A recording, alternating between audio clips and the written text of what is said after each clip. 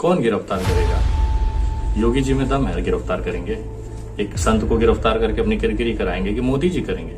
उनका vote bank कौन है? हिंदू लोग हैं। अगर ये संत को गिरफ्तार करने लग जाए, वो भले खून की नदियां बहा दे, कितने मर्डर कर दे, आप भगवा पहन लीजिए, रामनामी लगा लीजिए, गले में रुद्राक्ष पहन लीजिए, टीका लगा लीजिए, आपको खून माफ है आज के समय में। आप किसी मुसलमान को गाली दीजिए, उनको उनके लिए आक्रामक बोल दीजिए, बट आप भाजपा से हैं तो आपके लिए माफ है। भाजपा का तो इस समय का ट्रेंड है। आप उनसे क्या अपेक्षा करते हैं? क्या इस तरह की कार्रवाई ये कर लेगी? इनकी औकात है? भाजपा की औकात है कि कर लेंगे? ये अमानतुल्लाह पे कार्रवाई करेंगे, ये उमर खालिद पे कार्रवाई करेंगे, क्योंकि उनको पता है कि हम मुस्लिमों को डरा के धमका के रखेंगे तो हिंदू बेचारे कुछ नहीं बोलिए। कोरोनिल का ही आप ऑक्सीजन मत लगाइए, वेंटिलेटर मत जाइए, रेमडेसिविर इंजेक्शन मत लीजिए, सिप्ला का इंजेक्शन मत लीजिए, आप सिर्फ पतंजलि का इस्तेमाल करिए, गौमूत्र पिए, गोबर खाइए, इससे ठीक होगा। ये सब चीजें याद हैं। अभी तो मुझे थोड़ा दिन में ये लग रहा था देश में ऑक्सीजन की कमी चल रही, कहीं पतंजलि ऑक्सीजन न बनाने लग जाए तो तुरंत छोटे छोटे बोतलों में 100 रुपए का निकाल देगी, भैया ऑक्सीजन की बोतलें हम सप्लाई कर रहे हैं, पतंजलि का शुद्ध हवा, हिंदुत्व की बात। तो वो व्यापारी आदमी मैं गारंटी के साथ कह सकता हूँ कुछ न कुछ ले आएगा। आपने देखा होगा कब्रिस्तान के बाहर कहीं लाइन लगते हुए लाशों की। मुसलमान बेचारा रोजा रखा हुआ है, अपने दिन में इबादत कर रहा है, घर में बैठा हुआ है, उसको कहीं कोरोना से कोई दिक्कत नहीं, कोई लाशें नहीं गिर रही। मर कौन रहा है? भाजपा का वो हिंदू मर रहा है जो भाजपा के लिए दिन रात मेहनत करता था। आज देखिए कितने ही पदाधिकारियों के ट्विटर पे आते हैं कि मेरा बाप एडमिट है, एक ऑक्सीजन की बोतल की भीख मांग रहा है, और 4 घंटे बाद ट्वीट आता है कि मेरे पिताजी चले गए, गुजर गए।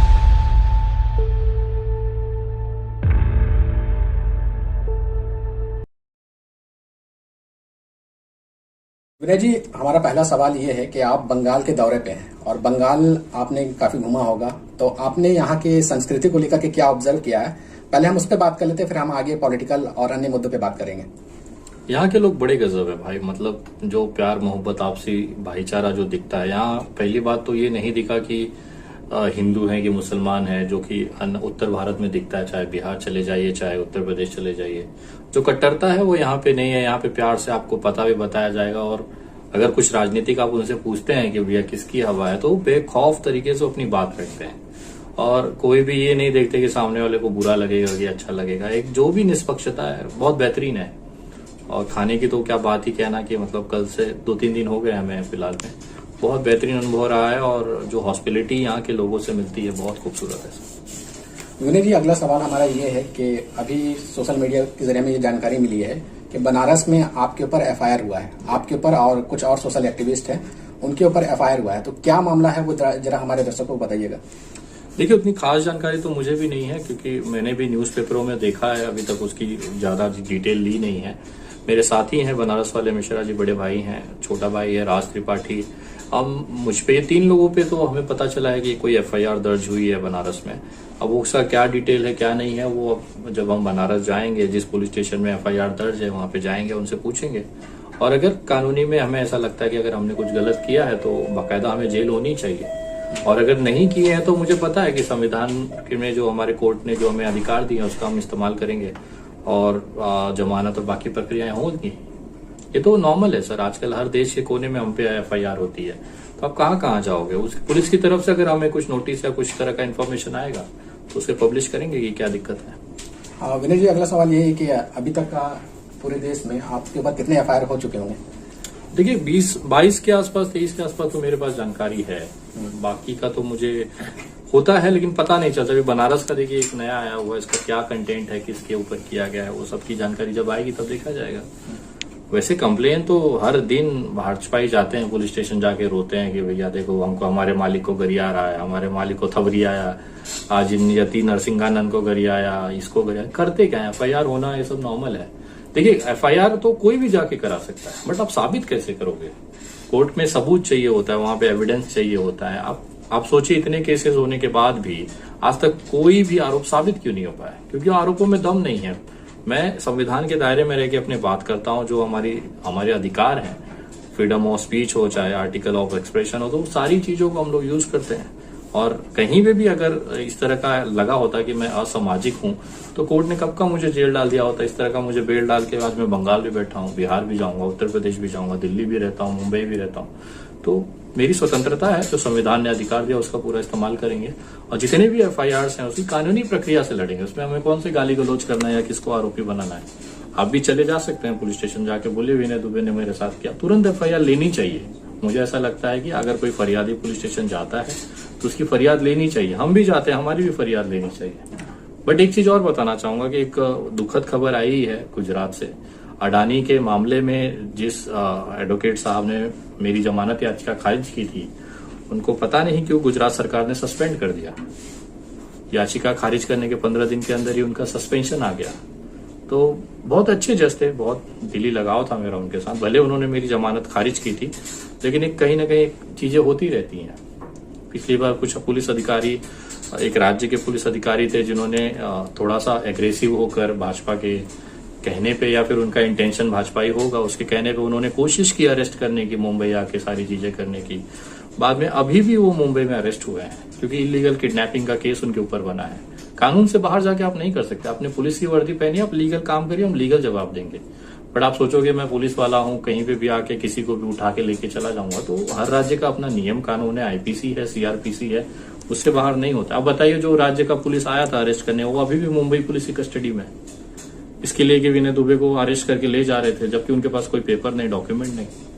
तो किडनैपिंग के मामले में बेचारे अब अंदर है। अब सोचिए उनके परिवार का क्या होता। कहीं ना कहीं तरस आता है ऐसे लोगों पे कि आप कार्रवाई करिए ना, हम तो खुलेआम कहते कार्रवाई करिए, बट उसका एक संवैधानिक प्रावधान है, कोर्ट कचहरी है, प्रोसेस है, उसको फॉलो करिए। हम भी फॉलो करेंगे। विनय जी, अगला सवाल हमारा बाबा रामदेव से जुड़ा हुआ है और वो चर्चा में भी रहे थे क्रोनिल दवा को लेकर के। अभी खबर ये आ रही है कि उनकी कंपनी में, उनकी संस्था में 81 लोग जो है कोरोना पॉजिटिव पाए गए हैं। तो क्या क्रोनिल दवा जो है वो बस ऐसे ही रहा?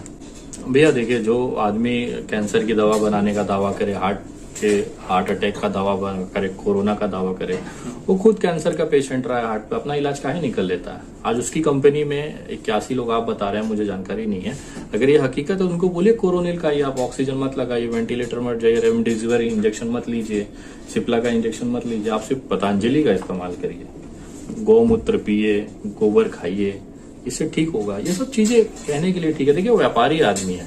अभी तो मुझे थोड़ा दिन में जो ये लग रहा था देश में ऑक्सीजन की कमी चल रही, कहीं पतंजलि ऑक्सीजन न बनाने लग जाए तो तुरंत छोटे छोटे बोतलों में 100 रुपए का निकाल देगी, भैया ऑक्सीजन की बोतलें हम सप्लाई कर रहे हैं, पतंजलि का शुद्ध हवा, हिंदुत्व की बात। तो वो व्यापारी आदमी, मैं गारंटी के साथ कह सकता हूँ कुछ न कुछ वो ले आएगा। वो भी बैठा नहीं है शाम जाके कि रामदेव जी गायब है, तो कहीं ना कहीं रिसर्च कर रहे होंगे कि ये जो ऑक्सीजन का मार्केट है, ये जो रेमडेसिविर इंजेक्शन का मार्केट है, उसे कैसे कैप्चर किया जाए। इसी के लिए तो 25-25 करोड़, 50-50 करोड़ रुपए का डोनेशन पीएम केयर फंड में दिया था कि सरकार हमें रोके ना धंधा करने से। लेकिन मरता कौन है? आम जनता मरता है। अभी मैंने लखनऊ का एक केस देखा था, उसमें एक डॉक्टर साहब थे या कोई था बंदा, उसकी डेथ हो जाती है, उसके टेबल पे कोरोनिल पड़ा हुआ था। सोचिए, एक बंदे की रामदेव ने हत्या कर दी। वो कोरोनिल के भरोसे था कि बाबा रामदेव कह रहे हैं, सच कह रहे होंगे, मैं उसकी दवा खा के जिंदा रह जाऊंगा। तो दवा पे रह गया, ना ऑक्सीजन मंगाया, ना वेंटिलेटर पर जा, बेचारा शहीद हो गया। तो ऐसे तो कितने लोगों की खबरें आती नहीं है हमारे तक, कितने लोग इस दवाई से मर जाते होंगे, या एक विश्वास करके। विश्वास का धंधा है, बाकी तो व्यापारी आदमी तो है ही है। विनय जी, आपने नरसिंहानंद का जिक्र किया, तो मैं सवाल यही कर रहा हूँ कि उनके ऊपर कई एफआईआर अपने देश में अलग अलग जगह से हुई है, लेकिन गिरफ्तारी अभी तक नहीं हो रही। तो क्या इसके पीछे कुछ पॉलिटिकल ताकत है उनके पीछे, जिसकी वजह से उनकी अभी तक गिरफ्तारी नहीं हो पाई? कौन गिरफ्तार करेगा? योगी जी में दम है, गिरफ्तार करेंगे। एक संत को गिरफ्तार करके अपनी किरकिरी कराएंगे कि मोदी जी करेंगे? उनका वोट बैंक कौन है? हिंदू लोग हैं। अगर ये संत को गिरफ्तार करने लग जाए, वो भले खून की नदियां बहा दे, कितने मर्डर कर दे, आप भगवा पहन लीजिए, रामनामी लगा लीजिए, गले में रुद्राक्ष पहन लीजिए, टीका लगा लीजिए, आपको खून माफ है आज के समय में। आप किसी मुसलमान को गाली दीजिए, उनके लिए आक्रामक बोल दीजिए, बट आप भाजपा से हैं तो आपके लिए माफ है। ये सब तो छोड़िए, बहुत छोटी बात हो गई। आप किसी का बलात्कार कर लीजिए, किसी लड़की का गैंगरेप करवा लीजिए अपने दोस्तों से, उससे, बट आप भाजपा के कार्यकर्ता है तो सेंगर जैसे आप आजाद हो जाएंगे। कुछ दिन के बाद कोर्ट आपको बोल देगी कि भैया इनके खिलाफ कुछ मिला नहीं है, ये बाइज्जत बड़े शरीफ इंसान है, आपने इनको बलात्कार में फंसा दिया। तो भाजपा का तो इस समय का ट्रेंड है। आप उनसे क्या अपेक्षा करते हैं? क्या इस तरह की कार्रवाई ये कर लेगी? इनकी औकात है? भाजपा की औकात है कि कर लेगी? ये अमानतुल्लाह पे कार्रवाई करेंगे, ये उमर खालिद पे कार्रवाई करेंगे, क्योंकि उनको पता है कि हम मुस्लिमों को डरा के धमका के रखेंगे तो हिंदू बेचारे खुश रहेंगे। और ये जो हिंदू मुसलमान की जो राजनीति है ना, उसी का कारण है। आपने देखा होगा कब्रिस्तान के बाहर कहीं लाइन लगते हुए लाशों की। मुसलमान बेचारा रोजा रखा हुआ है, अपने दिन में इबादत कर रहा है, घर में बैठा हुआ है, उसको कहीं कोरोना से कोई दिक्कत नहीं, कोई लाशें नहीं गिर रही। मर कौन रहा है? भाजपा का वो हिंदू मर रहा है जो भाजपा के लिए दिन रात मेहनत करता था। आज देखिए कितने ही पदाधिकारियों के ट्विटर पे आते हैं कि मेरा बाप एडमिट है, एक ऑक्सीजन की बोतल की भीख मांग रहा है, और 4 घंटे बाद ट्वीट आता है कि मेरे पिताजी चले गए, गुजर गए। दुख होता है हमको भी देख के, हम लोग जगाते हैं ऐसे लोगों को। ये अंधविश्वास छोड़िए, भाजपा किसी, अरे जो आदमी अपनी पत्नी का ना हुआ, अपने माँ का ना हुआ, अब जवान बेटा, मैं जवान बेटा, मेरी माँ किसी दूसरे के घर में जाके बर्तन भांडी करे तो मुझे तो डूब के मर जाना चाहिए। और ये भाई साहब इसकी मार्केटिंग करते हैं हमारे प्रधानमंत्री। तो जो अपने घर का ना हुआ, पत्नी का ना हुआ, उससे ये लोग अपेक्षा करते हैं कि वो हमारा साथ देगा। अरे भाई, जितना देश में इंजेक्शन था जिससे हमारे भारतीय लोगों की जानें बचाई जा सकती थी, रेमडेसिविर, वो दूसरे देशों को बांट दी गई। वैक्सीन आज जो हमें कोरोना के लिए लगानी थी वो दूसरे देशों, पाकिस्तान तक को दे दी गई यार, जिससे हम लोग जिंदगी भर लड़ते आए, जिनको हमने दुश्मन बनाया। भाजपा रोज यही कहती थी ना कि पाकिस्तान हमारा विरोधी है, दुश्मन है, उस तक पहुंचा दी, क्योंकि बिरयानी का फर्ज अदा करना था। वहां जाके जो नमक खा के आया ना, तो नमक का फर्ज अदायगी करना था, भले लाशें गिर जाए यहाँ पे। अब मोदी जी रैलियां कैंसिल करके ऑक्सीजन पैदा करने पे लगे, क्योंकि कुछ दिखाना भी है ना। बंगाल चुनाव 2 फेज रह गया है, अब देखिए, और लाशें का तैयारी है, बाकी तो ऊपर वाला मालिक है देश का। अगला सवाल हमारा यही बंगाल रैली से ही है कि ये जो रैलियां रद्द की गई है, ये तो इलेक्शन कमीशन के बोलने के बाद रद्द की गई। हालांकि सबसे पहले राहुल गांधी ने अपना तमाम रैलीज कैंसिल किया, फिर ममता बनर्जी ने कहा कि हम बड़ी जनसभा नहीं करेंगे। आखिरी में बीजेपी, जो कि देश की सबसे बड़ी पार्टी है और कही जाती है विश्व की सबसे बड़ी पार्टी है, वो आखिरी में मतलब लोगों के दबाव में या फिर मीडिया के दबाव में आने के बाद ऐसा कर रही है। तो आप इसको किस तरह से देख रहे हैं? क्या उनको जनता की फिक्र नहीं है? भैया, जनता की फिक्र होती तो यहाँ कब का लॉकडाउन लग चुका होता, और इलेक्शन कराने की जरूरत क्या? माननीय सुप्रीम कोर्ट ने ये बोला इलेक्शन कमीशन को, इस समय क्या जरूरत थी आपको इलेक्शन कराने की? इतना देर आप देख रहे हैं कोरोना फैला, उसके बावजूद आप इलेक्शन करा रहे हैं। कोलकाता में कोई कोरोना का प्रोटोकॉल फॉलो नहीं हो रहा है, क्या कारण है? तो कहीं ना कहीं अब जनता, मोदी जी को जनता की जान से ज्यादा अपने सीटों से मतलब है। उनको 200 सीटें लानी है, भले पूरा देश बर्बाद हो जाए, तबाह हो जाए, लाशें गिर जाए, उनसे क्या फर्क पड़ता है? सोचिए, आपने कभी मनमोहन सिंह को, प्रधानमंत्री वो भी थे, कभी मनमोहन सिंह को किसी वोट की भीख मांगते हुए सभा में जाते हुए देखा था क्या? एक वीडियो होगा तो आप बता दीजिएगा, मैं भी अपना विचार बदल लूंगा। तो प्रधानमंत्री एक पद की गरिमा होती है, वो देश का होता है, बट हमारा जो प्रधानमंत्री वो केवल भाजपा का है। इनसे आप ना प्रधानी चुनाव, सरपंची चुनाव, गली के छात्र संगठन चुनाव जो होता है स्कूल के, उसमें बुलवा लीजिए, प्रधानमंत्री जी आके वोट की भीख मांगेंगे। बट अब इनसे आप ऑक्सीजन मांग लीजिए।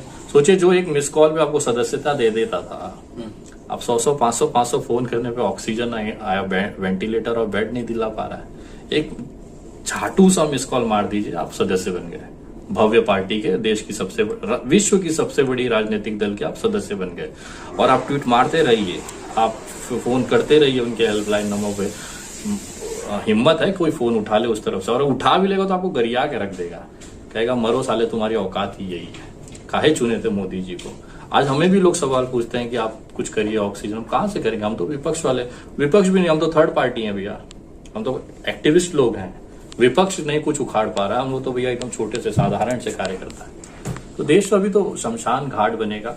मेरा जहां तक अंदाजा है कि देश की 25% आबादी इस कोरोना में शहीद होगी, खत्म होगी।